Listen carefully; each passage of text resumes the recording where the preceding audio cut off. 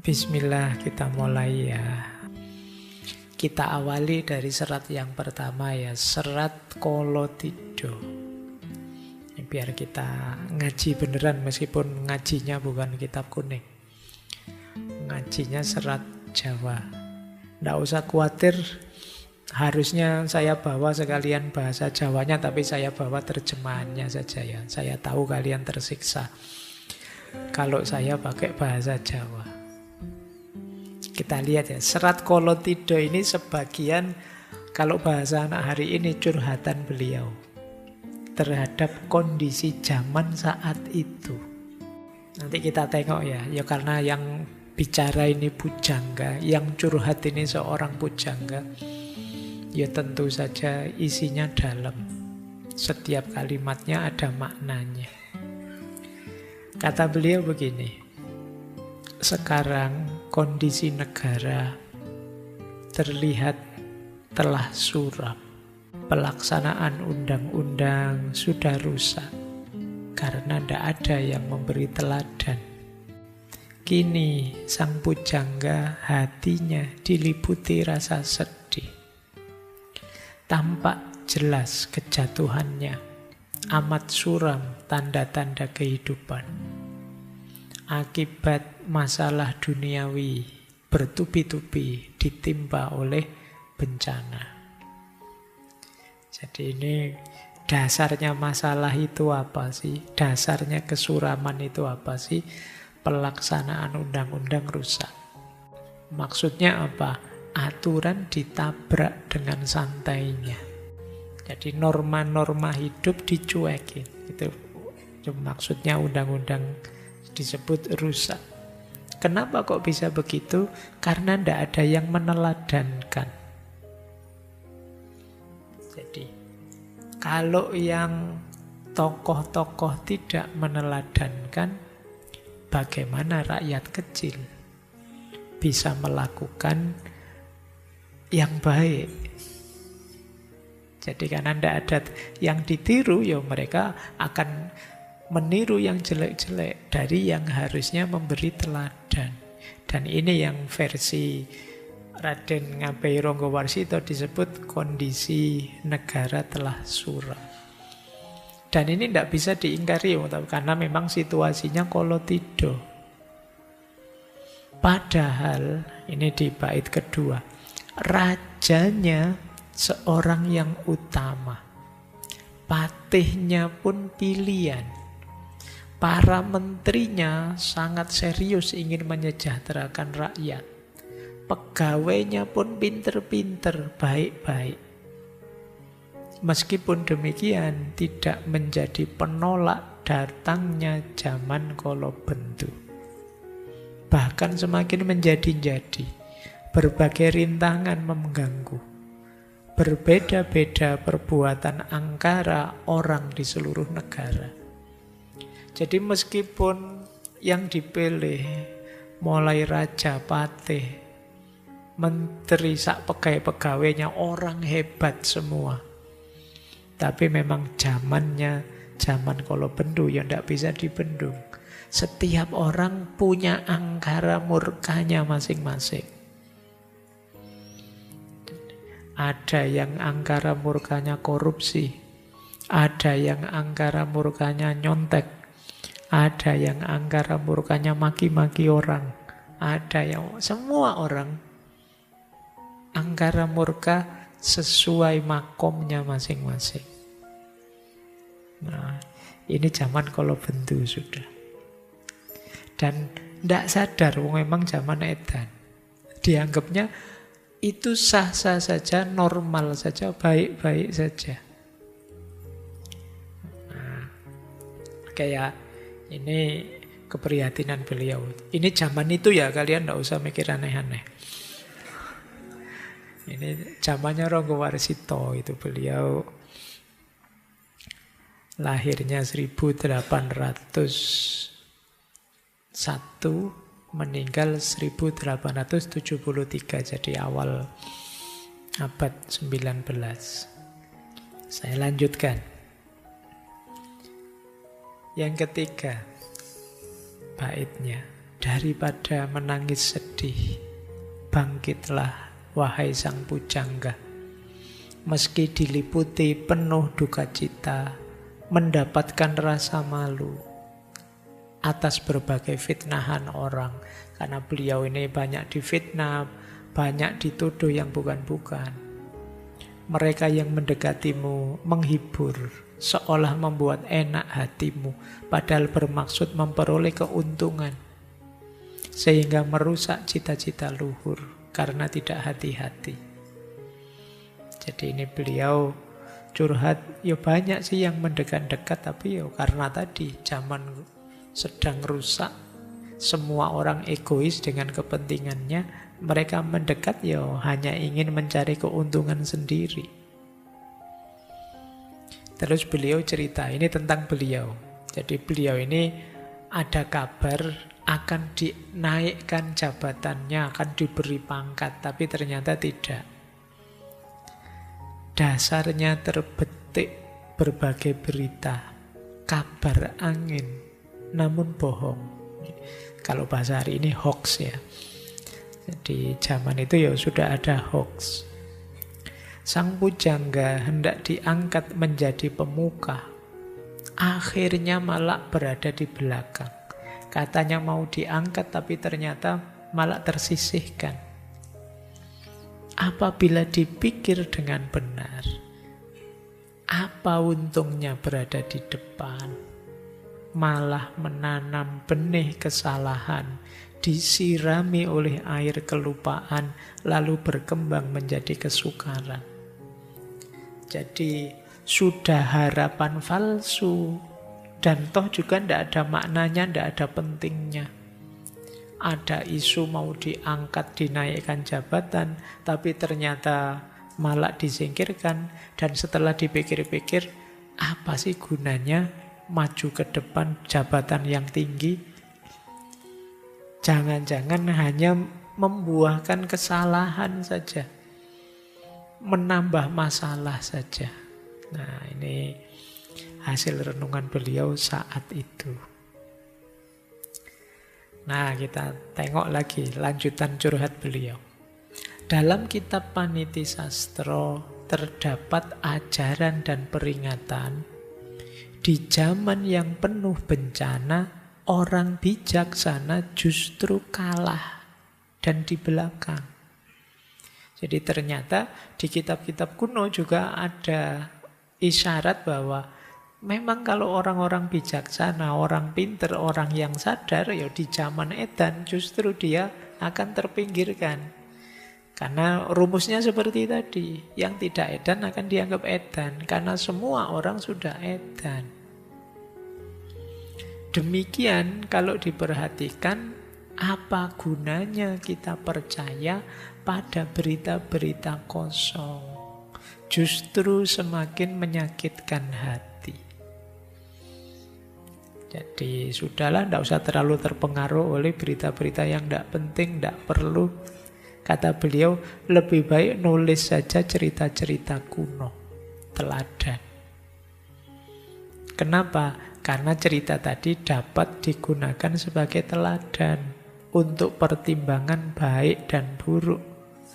Tentunya banyak juga cerita yang menjadi contoh tentang masalah-masalah kehidupan, hingga sampai akhirnya pada Tuhan, penerimaan, tawakal, menyadari takdir Tuhan. Siapa tahu mendapat anugerah mengalami hal yang luar biasa. Ini bisa kalian jadikan rumus ya. Kalau zaman sudah buruk sama sekali, buntu, sudahlah tarik diri dari keramaian berita yang tidak penting, tidak perlu. Tenangkan dirimu, selami. Kalau beliau nulis, kalau kamu kan saya tidak yakin. Ya baca-bacalah buku-buku, baca-baca yang penting-penting. Ya. Untuk apa? Menajamkan diri, mendekat pada Tuhan. Siapa tahu mendaji jalan ridhonya Tuhan, kata beliau, terus kita mengalami hal-hal luar biasa. Nah, ya seperti yang saya sebut tadi, ya antara lain mendapat informasi yang jauh lebih akurat di level kewaskitoan. Jadi caranya begitu, karena siapakah kita melawan semua orang yang sedang gila. Ayo kita waras biar tidak terlalu terpengaruh, ayo beraktivitas yang positif saja. Kenapa begitu? Ini loh intinya. Jadi amenangi zaman edan, ini tak baca Jawanya karena terkenal sekali. Ewuh oyo ing pambudi, melu edan nora tahan, yen tan melu anglakoni, boya kaduman melek, kaliren wekasanipun. Dilalah kersaning Allah, bekjo-bekjone wong kang lali, luwih bekjo kang eling lan waspada. Jadi menghadapi zaman edan, keadaan menjadi serba sulit. Ikut edan kok ndak kuat. Ndak betah saya Pak mau edan kayak orang-orang. Dengan santainya bikin hoax, dengan santainya saling memaki, ndak kuat saya.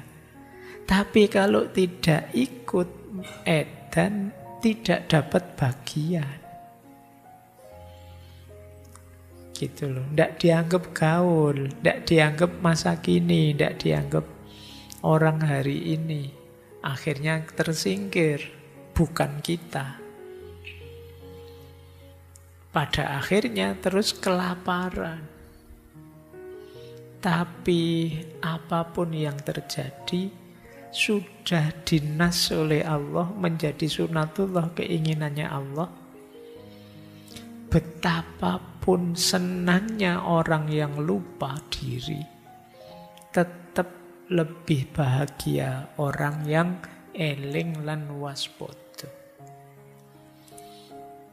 Jadi senikmat apapun kalian dalam kondisi lupa, tetap lebih nikmat ketika kalian sadar dan waspada. Apa sih enaknya orang lupa? Wong lupa itu kan tidak sadar diri.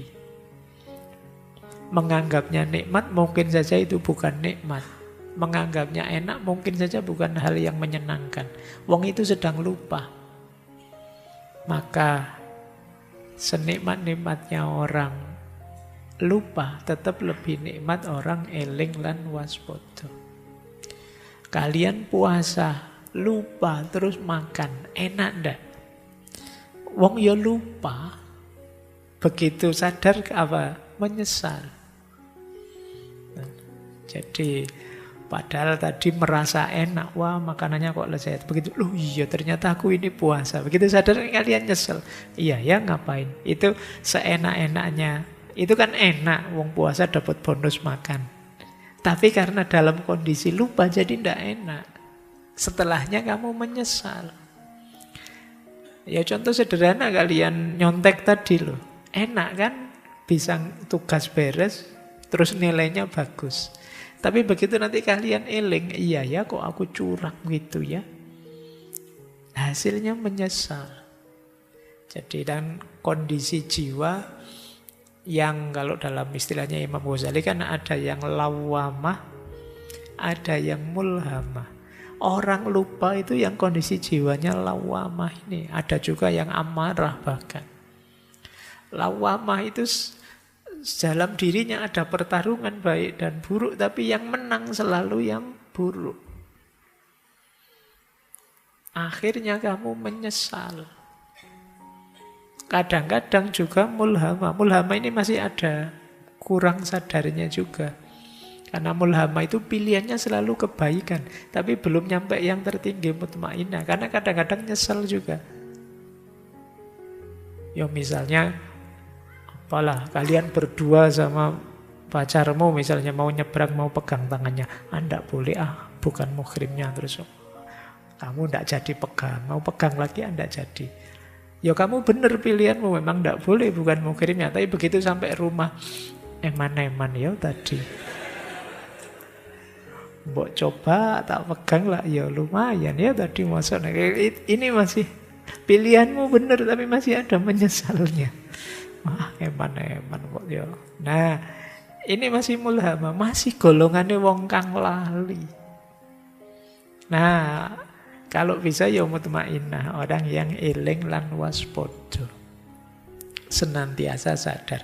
Kalau sudah eling lan waspada ya tidak ada menyesalnya. Tidak ada pertarungan dalam dirimu, otomatis milih yang baik. Dan ini jauh lebih menguntungkan, jauh lebih membahagiakan dibandingkan bahagianya orang lupa. Wong orang lupa ya kalau ingat biasanya ya sudah tidak bahagia lagi. Jadi maka siap-siaplah teman-teman, meskipun semua orang di dunia ini edan, kalau bisa jangan edan. Karena entah kenikmatan apa dari orang yang edan, nikmatmu dalam kesadaran itu jauh lebih besar. Ini jadi rumusnya. Jadi mungkin ini zaman kala tido atau kala bendu, tetap senjatanya eling lan waspada. Eling itu dimensinya vertikal dan kedalaman diri.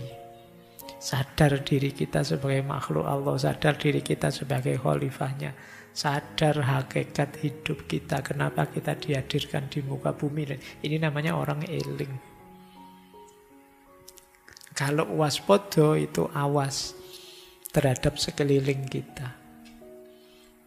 Akalnya hidup terus, hatinya menyala terus. Ini terus kita jadi waspada. Tidak mudah tertipu, tidak mudah tergoda, tidak mudah kejeblos yang salah, yang dosa, dan lain sebagainya. Ini namanya orang yang waspada. Jadi eling lan waspada jadi kuncinya melawan zaman edan. Nah, lanjut ya.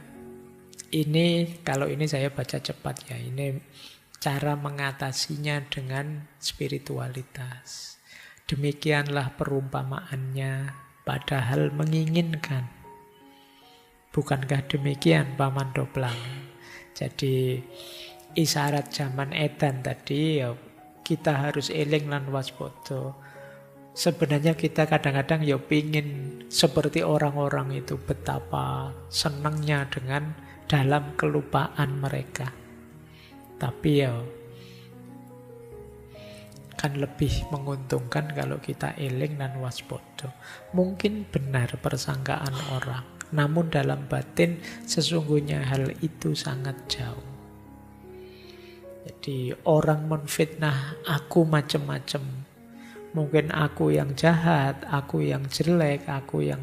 Mungkin orang-orang benar, tapi sebenarnya tidak begitu, kata beliau. Saya ini sudah tua, mau apa lagi? Sebaiknya menjauh dari keramaian supaya mendapat anugerah kasih Tuhan. Ini kalau dalam bahasa tasawuf. Kalau zaman memang sudah tidak teratasi lagi, saatnya minggir, saatnya kita uzlah, menjauh. Berbeda bagi mereka yang telah teguh sentosa, jiwanya dituntun Tuhan. Betapapun tingkah laku perbuatannya, tidak susah untuk berhasil oleh karena datangnya pertolongan Tuhan. Jadi kalau orang sudah dekat dengan Tuhan, ya apapun yang dia inginkan mudah terwujud. Tuhan senantiasa memberi petunjuk dan pertolongan kepada semua makhluk. Apapun yang diinginkan. Meskipun demikian masih harus tekun ikhtiar. Ayo mendekat pada Tuhan sambil tetap berikhtiar. Yo jangan ndak peduli. Jangan cuek. Nah, kalau saya yang sudah tua ini, kata beliau, sekedar menjalani hidup, hanya bertindak untuk menyenangkan hati, asal tidak masalah. Karena orang tua berkata, ikhtiar itu sesungguhnya memilih jalan agar selamat. Sambil terus berusaha disertai awas dan sadar yang bertujuan mendapat kasih dan anugerah Tuhan. Jadi intinya di antara solusinya adalah kembali kepada Tuhan, ikhtiar semampunya, kemudian jangan lupa mencari kenyamanan diri kita, penghiburan untuk diri kita. Kata beliau, saya sudah tua, asal tidak membuat masalah lagi, saya melakukan yang menenangkan hati saya. Jadi kuncinya di situ. Kalau sudah mentok, kalian stres, judek luar biasa. Apalagi generasi kalian kan sering dituduh generasi yang lemah, generasi yang itu. Dan kalian juga gampang overthinking. Terdistraksi ini, terdistraksi itu. Kalau solusi dari Ronggo Warsito, ya yuk kembali mendekat saja pada Tuhan. Kuncinya di situ. Nah, nanti serat Kolothido ini diakhiri dengan doa. Jadi, ya Allah, ya Rasulullah yang bersifat pemurah dan pengasih, semoga berkenan melimpahkan pertolongan yang menyelamatkan di dunia hingga di akhirat, tempat hidup hamba. Karena sekarang hamba sudah tua, pada akhirnya nanti bagaimana, semoga ada pertolongan darimu. Semoga dapat sabar sentosa, laksana mati dalam hidup. Nah, ini istilahnya terkenal sekali ya, mati sakjroning urip. Mati sakjroning urip itu matinya hawa nafsu, hasrat-hasrat negatif, hal-hal yang negatif dalam diri kita. Terbebas dari segala kerusuhan, angkara murka menyingkir semua dengan berkonsentrasi diri memohon kasih-Nya Tuhan. Senantiasa melatih hatinya untuk patuh agar dapat mengurungkan kutukan sehingga mendapat sinar terang sekedarnya. Berserah diri agar dapat masuk surga keabadian. Baik, ini bahasa saya tadi ya, ini semacam curhat kalau bahasa anak hari ini tentang situasi zaman di era beliau. Ini mungkin jadi bahan refleksi kita ya. Bagaimana menyikapi wolak-wali ing zaman. Kita lanjutkan. Serat Joko Lodan. Kalau ini lebih filosofis, menggambarkan kekacauan zaman. Istilahnya menarik. Joko Lodang. Joko itu perjaka, Lodang itu yang sudah tuntas pekerjaannya. Sudah longgar. Sudah selesai perjalanannya. Itu Lodang. Kalau kalian sibuk sekali, terus semua tugasmu selesai, terus kamu santai-santai karena beres semua, itu kan Lodang namanya. Nah, Joko Lodang itu anak muda, seorang perjaka yang sudah tuntas. Nah, ini langka. Biasanya perjaka itu ya urusannya masih banyak, masih dikejar-kejar ini itu. Tapi kalau perjaka kok sudah Lodang, ini luar biasa. Nah, Joko di situ sebenarnya maksudnya anak muda yang masih jernih, belum terpengaruh apa-apa. Itu Joko. Ya orang Jawa kan menyebutnya masih ding-ding, masih belum terkontaminasi hal-hal yang negatif-negatif. Benar-benar Joko. Meskipun saya tidak tahu Jokomu apa Joko yang benar ding-ding, atau sudah terkontaminasi macam-macam. Jadi seorang yang jernih, yang perjalanannya sudah tuntas. Nah, nama lainnya Joko Lodang. Ada apa dengan Joko Lodang? Nah, kita lihat ya. Kita baca yang pertama, yang bagian gambuh. Joko Lodang datang bergelantungan, lalu duduk secara tidak sopan dan berkata dengan keras. Ini menarik ya, orang yang sudah tuntas perjalanan spiritualnya datang sambil bergelantungan, duduk tidak sopan, kemudian bicara dengan keras. Ini sebenarnya satu sindiran yang luar biasa, karena kadang-kadang kebenaran itu tidak selalu nyaman untuk didengar, tidak selalu enak untuk dilihat. Jadi jangan dikira kebenaran itu selalu enak. Kenapa? Karena kita sering sudah dirutinkan oleh situasi, sehingga kadang-kadang untuk hal-hal yang memang benar itu kita rasanya ingin menolak. Ada satu cerita yang terkenal sekali dari tradisi Sufisme. Jadi satu ketika ada seorang sufi yang bertemu seorang raja yang sedang berburu. Jadi raja ini dengan rombongannya sedang berburu, di tengah hutan ketemu seorang sufi. Terus bilanglah raja ini pada sufi tadi, "Wahai Syekh Sufi, mbok saya dinasehati biar saya jadi raja yang lebih baik.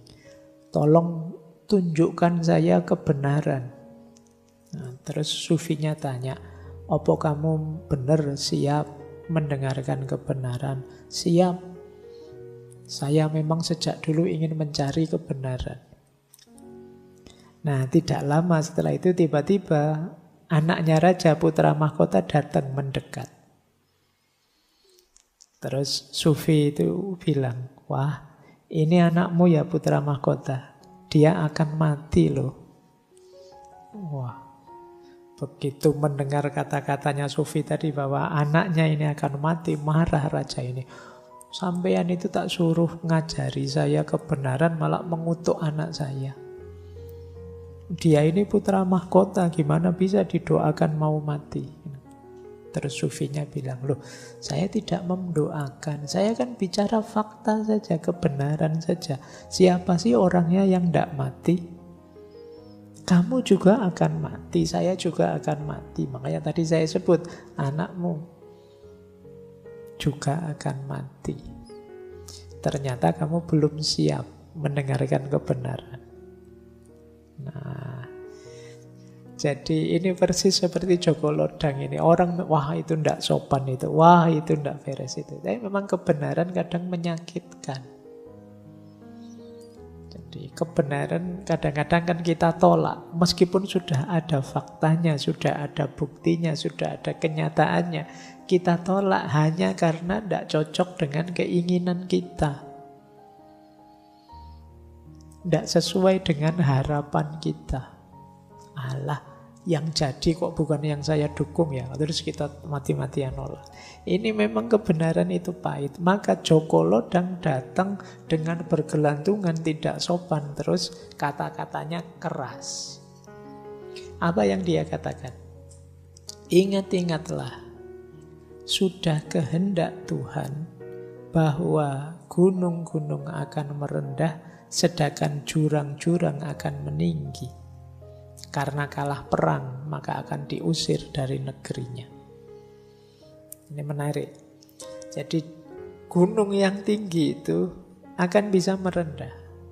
Jurang yang dalam akan bisa meninggi. Ini sebenarnya isyarat wolak-wali ing zaman. Kalian yang sedang tinggi, jangan sombong, pada saatnya akan runtuh rendah.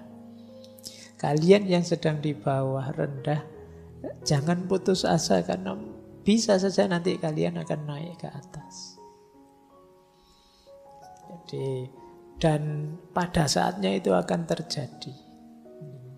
Ada juga yang memaknai, ingat-ingatlah bahwa besok justru orang-orang mulia akan direndahkan dan orang-orang rendah akan naik jabatan.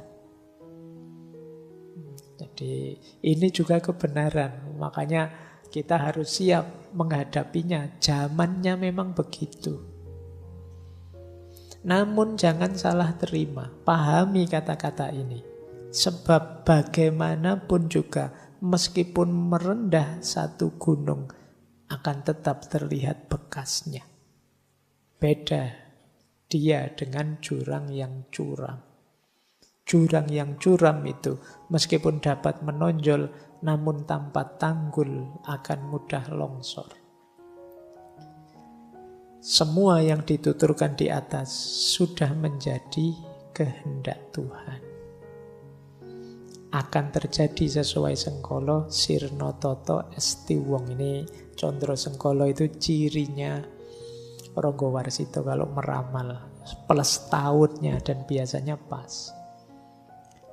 Tahun 1850. Cuma nanti kita bahas yang Condro Sengkolo bisa dicek di Ronggo Warsito yang dulu. Sudah saya jelaskan detail. Nah, jadi gunung bisa merendah, jurang bisa muncul ke atas. Tapi meskipun merendah, meskipun runtuh, meskipun jatuh, gunung tetaplah gunung. Meskipun dia naik setinggi apapun, kalau dia jurang, tanpa ada tanggulnya dia akan longsor. Longsor berarti ke bawah lagi. Orang-orang mulia bisa turun derajat, terhinakan, tersisihkan, tapi bagaimanapun dia tetap orang mulia, akan ada bekasnya. Akan tetap ada manfaat pengaruhnya. Tetapi jurang yang naik itu, kalau tidak ada tanggulnya, tidak ada yang menopangnya, yang semula hina, rendah kok naik ke atas, pada akhirnya juga akan longsor. Dan itulah kehendaknya Tuhan. Jadi ini nanti berhubungan dengan ramalan beliau tentang kemerdekaan. Jadi saat itu beliau sedang prihatin banyak bangsa Indonesia yang jadi kerja rodinya Belanda. Tapi beliau mengingatkan tidak apa-apalah. Yang penting kita tetap jadi orang mulia.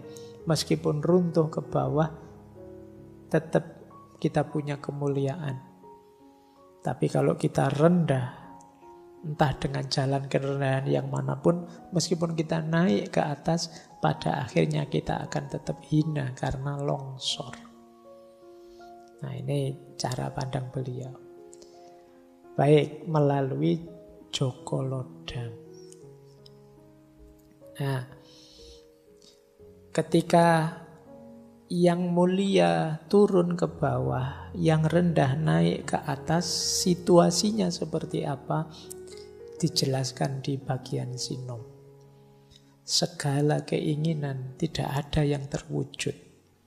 Kita ingin ini tidak terwujud, ingin itu tidak terwujud. Apa yang dicita-citakan buyar, apa yang dirancang berantakan. Ingin menang malah kalah. Nah, agaknya hukuman Tuhan yang datang. Yang tampak hanya perbuatan tercela. Orang besar kehilangan kebesarannya. Lebih baik tercemar nama daripada mati. Jadi orang besar kehilangan kebesarannya. Kenapa? Mereka hanya mengejar yang duniawi. Bahkan namanya tercemar juga tidak masalah. Itu istilah beliau, lebih baik tercemar daripada mati. Sementara yang orang kecil tidak mau mengerti keadaannya. Orang kecil yang tidak ngerti keadaannya itu kan mengeluh terus, protes terus, tidak puas terus, ngamuk terus. Jadi yang besar salah jalan, yang kecil tidak tahu diri. Orang alim penuh kepalsuan. Di luarnya putih, dalamnya kuning. Ulamanya gemar maksiat. Madat, madon, minum, berjudi. Para haji melemparkan ikat kepala hajinya. kopiah hajinya dibuang. Ini kalian maknai sendiri ya. Ndak teko mocone. Wanita kehilangan kewanitaannya karena pengaruh harta benda. Semua hanya bertujuan harta benda saja. Semuanya ingin kaya, maka yang alim jadi palsu. Di luarnya kelihatan putih sekali, tapi dalamnya kuning. Kenapa? Tujuannya duniawi. Ada ulama yang gemar maksiat. Ini sindiran beliau. Orang-orang yang sudah haji malah melemparkan kopiah hajinya. Tidak peduli dengan status hajinya. Yang wanita mengejar harta saja sehingga mudah dipengaruhi. Para pedagang dan saudagar tidak dihormati. Yang dihormati hanyalah harta bendanya saja. Itu mungkin kita sering ngeritik-ngeritik, maki-maki pengusaha ini, pengusaha itu, tapi kalau disangoni ya gelem. Nah, itu yang dihormati hanya hartanya saja. Jadi bukan orangnya. Seluruh dunia berorientasi benda. Kesengsaraan menjadi-jadi. Nah, ini pakai sengkolan lagi ya. Nirsat estining urip. Nirsat estining urip itu ya 10681 1860 tahun Jawa. Tahun Jawa berarti sekitar tahun 1930 Masehi. Ini ganas-ganasnya Belanda. Juga orang-orang kita mungkin yang kerjasama dengan Belanda. Penghabisan penderitaan bila semua sudah mulai bertobat sepenuhnya kepada kekuasaan Tuhan. Sepenuh jiwa. Jadi lagi-lagi solusinya tetap kembali. Ayo kita sadar untuk kembali pada Tuhan. Nah, ini 3 yang terakhir dari serat Joko Lodang. Mendengar semua itu mbok perawan. Ini menarik ya.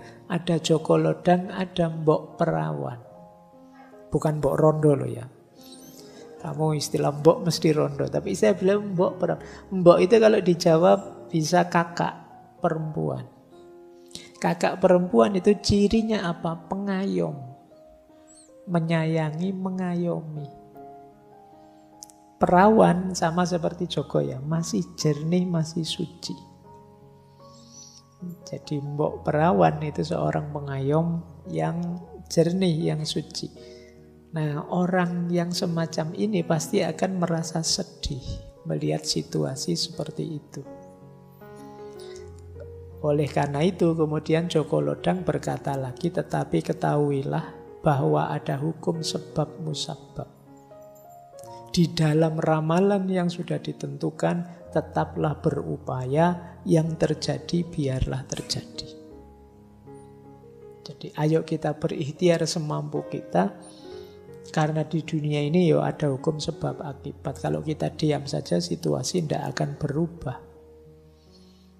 Dan ini yang terus bagian dari ramalan ya. Zamannya masih sama, tapi pada akhir pertemangan zaman, Wiku Sabto Ngesti 1877 tahun Jawa. Kalau tahun Masehi pas 1945. Akan ada keadilan antara sesama manusia.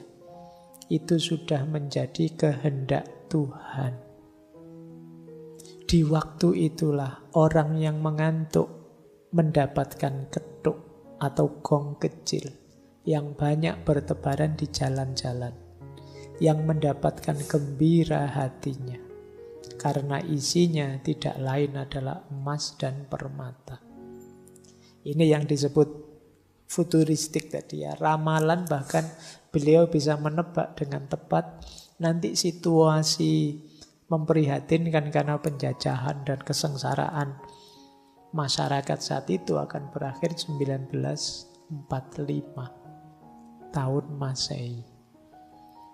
Yo, ini Tidak gampang-gampang ya untuk sampai makomi ini. Tidak sekedar nebak-nebak. Kalau nebak-nebak ngarang kan bisa saja, oh nanti akhir tahun ini ada artis yang cerai. Ngono gampang mungkin ya, ada, akan selalu ada masalahnya. Nanti ada orang besar yang meninggal ya mesti akan selalu ada. Tapi beliau presisi sampai ke tahunnya. Nanti bahkan untuk akhir hidup beliau sak tanggal-tanggalnya. Baik, ini serat Joko Lodang, cuma 9 memang, Gambuh, Sinom, sama Megatruh. Nah, kita masuk lebih dalam lagi serat Sabdojati. Kalau ini sudah mulai lebih dalam lagi untuk solusi-solusi apa yang harus kita lakukan menghadapi wolak-wali ing jaman. Ya, Sabdojati berarti sabda tentang kesejatian. Oke ya, isinya begini, nasihat beliau. Ini ditulis terakhir sebelum nanti beliau meninggal. Jangan berhenti berusaha berbuat kebajikan agar mendapat kegembiraan dan keselamatan, tercapai segala cita-cita, terhindar dari perbuatan yang bukan-bukan, dan harus gemar prihatin. Ayolah ya teman-teman, meskipun masih muda boleh kok mencari rumus prihatinnya masing-masing. Nyari jalan tirakatmu sendiri untuk menajamkan dirimu. Tidak hanya pikiranmu tapi juga batinmu. Ada banyak cara, banyak jalan. Kalian boleh bikin rumus sendiri untuk melatih batin, melatih dirimu.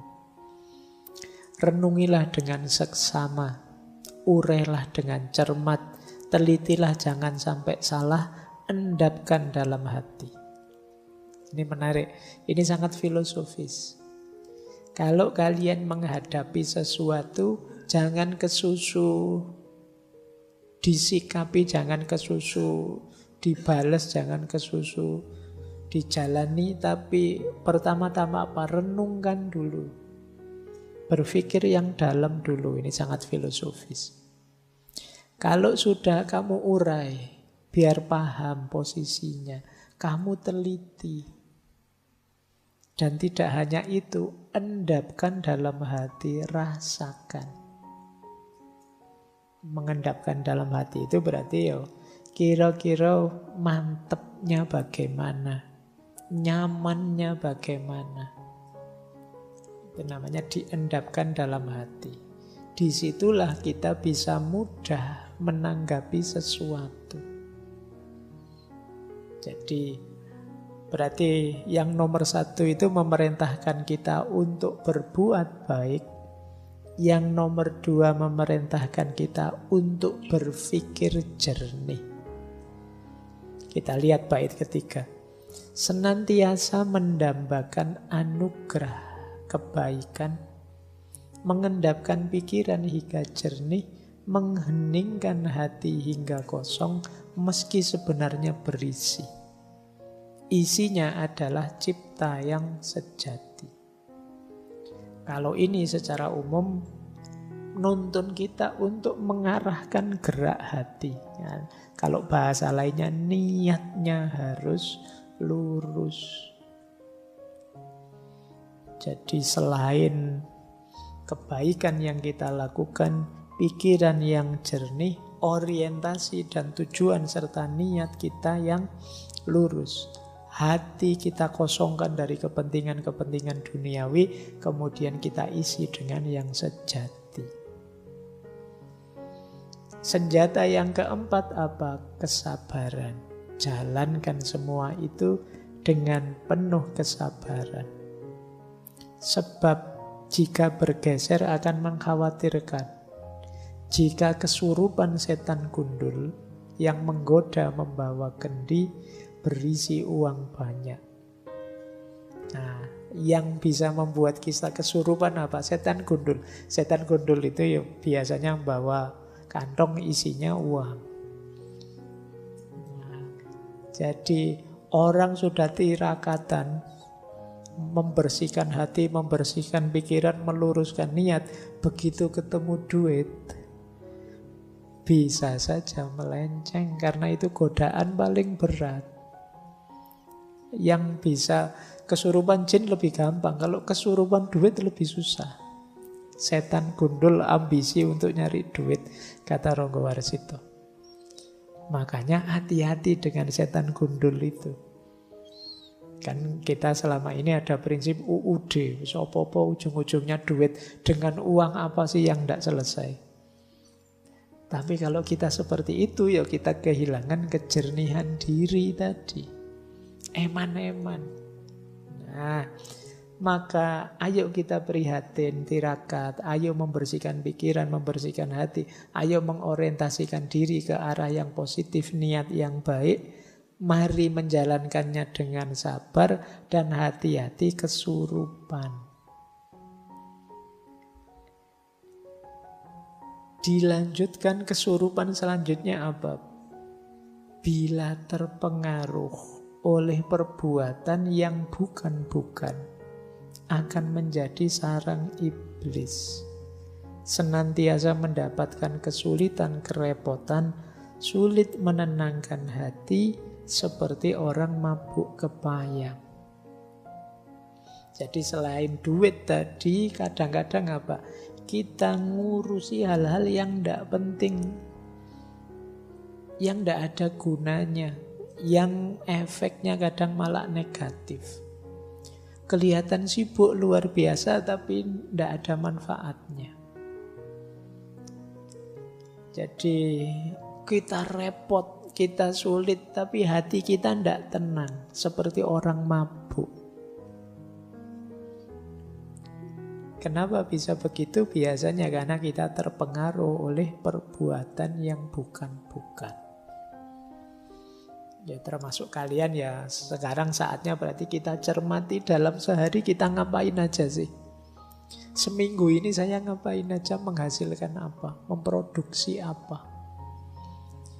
Kalau lebih banyak yang tidak penting, yang bukan-bukan, rumusnya beliau berarti sebenarnya diri kita jadi sarangnya iblis. Iblis nyaman dekat-dekat kita karena kita melakukan hal-hal yang tidak penting, yang tidak perlu. Akhirnya apa? Kalau jadi sarangnya iblis, kata Ronggo Warsito, hatinya jadi tidak tenang. Was-was terus. Rasanya kok tidak nyaman terus. Seperti orang mabuk. Kita jalan kemana-mana seperti orang bingung. Tidak ngerti tujuan mau apa.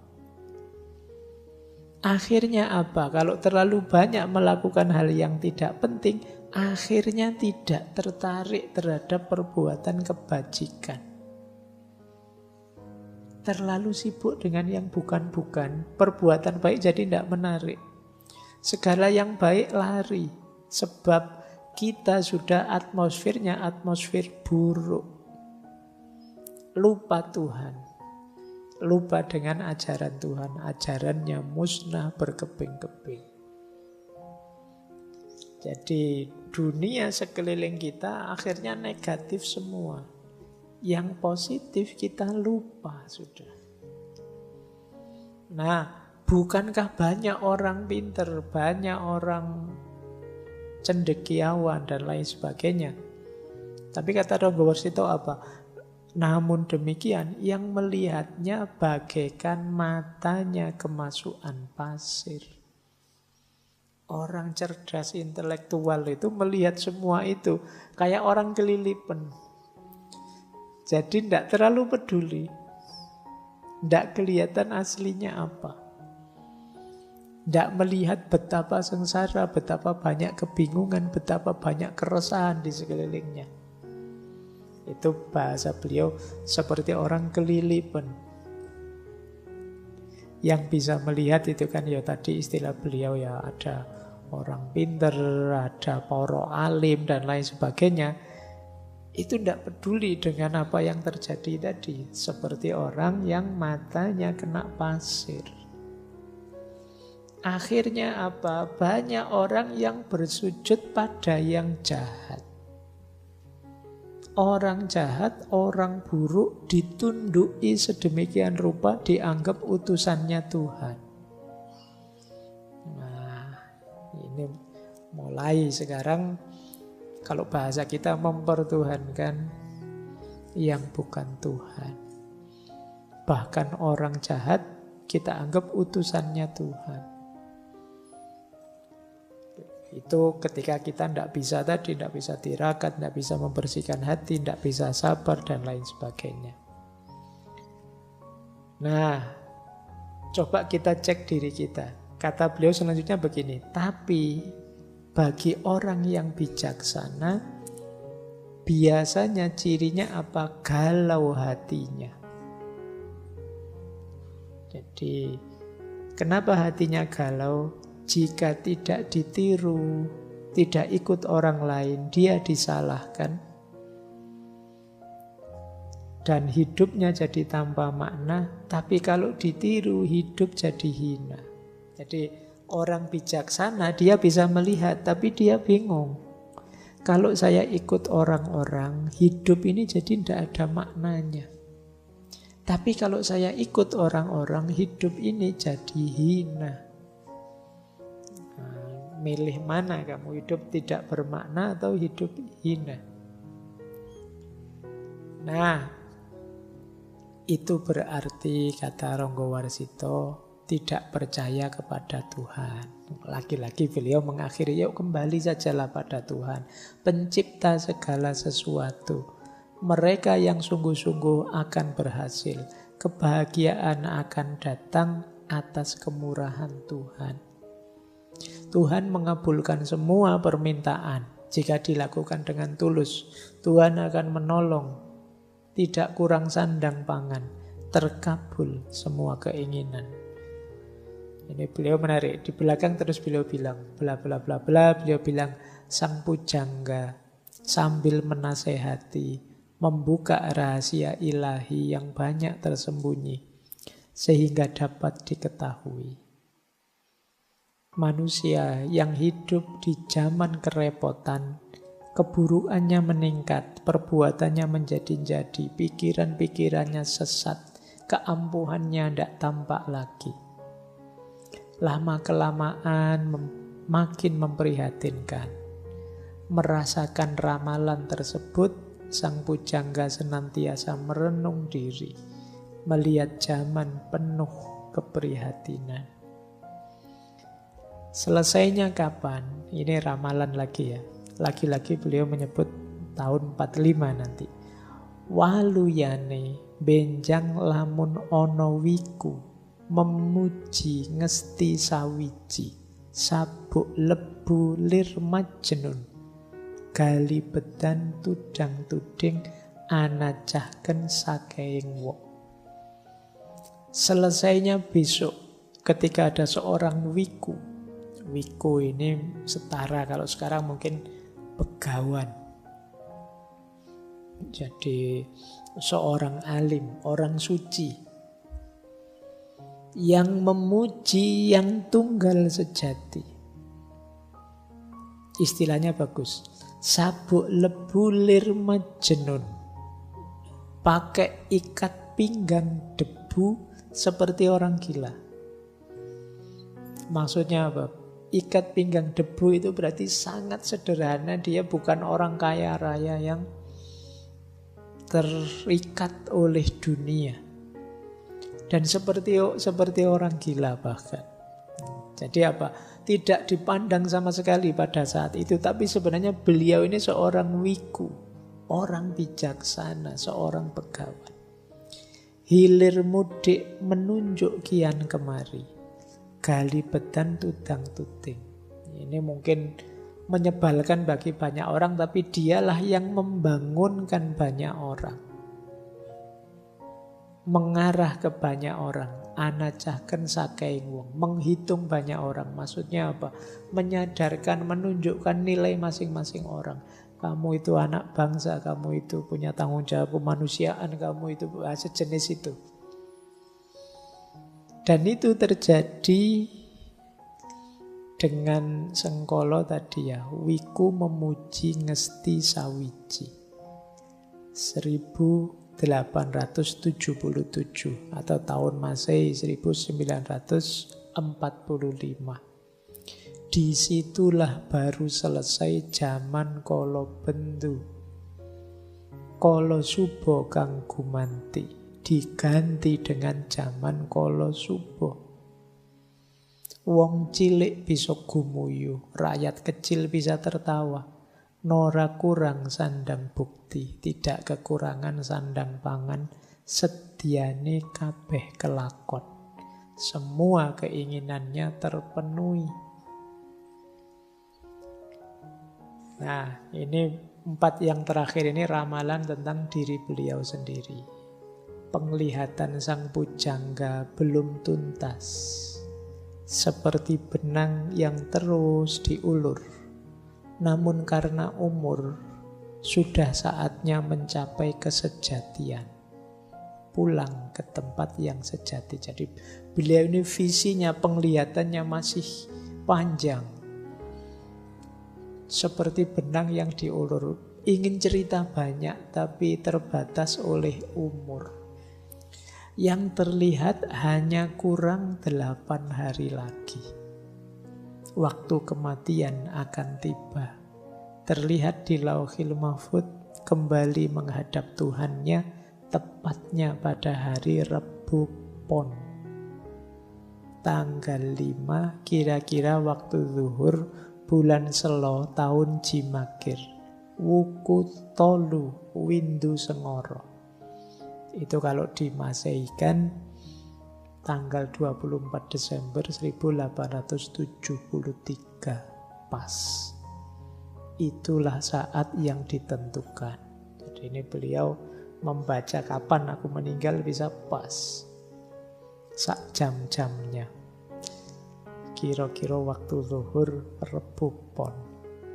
Nah, yang terakhir beliau karya ini ditulis hari Rebu 28 Syawal tahun Jimakir dengan hitungan condro Sembah Mukso Pujanggaji. Nah, ya sama 1802 atau kalau Masehi 1873. Jadi ini tidak lama setelah nulis serat ini beliau meninggal. Masih di tahun 1873. Nah, ini yang tadi kita sebut ya, sebuah filsafat sejarah yang spekulatif tapi futuristik juga agak mistik. Yang ini, keahlian seperti ini ya mulai jarang hari ini. Baik, ini salah satu perspektif yang berbeda untuk kita memahami sejarah. Terakhir, ini ada serat, tapi saya tidak menyampaikan bait per bait.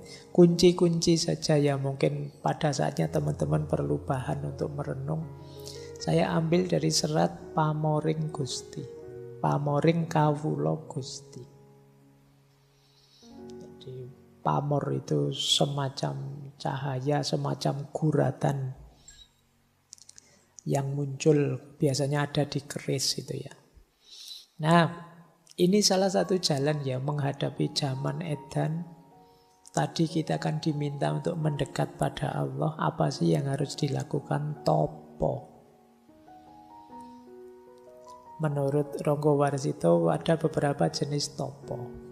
Ya istilahnya topo itu bahasa tasawufnya uzlah, menjauh, melakukan bahasa Jawanya tirakat, bahasa sufistiknya riadoh, latihan. Topo paling dasar ya topo jasmani, fisik. Ya kalau kita di bulan Ramadan itu kan topo fisik, puasa fisik. Ada topo budi. Topo budi itu kita menetapi akhlak yang terpuji, menyingkirkan akhlak yang tercela. Ada topo hawa nafsu. Topo nafsu itu mengendalikan 4 nafsu kita. Ada nafsu al-lawamah, bahasa Jawa ya, kalau bahasa Arabnya lawamah. Ada nafsu amarah, ada nafsu supiyah, ada nafsu mutmainnah. Al-lawamah nafsu biologis. Amarah itu emosi. Supiyah itu ambisi, pikiran, duniawi. Mutmainnah itu hati, ketenangan. Ini 4, mari kita kendalikan, itu namanya topo nafsu. Ada topo rasa. Topo rasa itu memusatkan perhatian selalu pada Allah. Mengheningkan hati, mempertajam mata batin. Batin kita sambungkan terus dalam zikir mengingat Allah. Namanya topo rasa.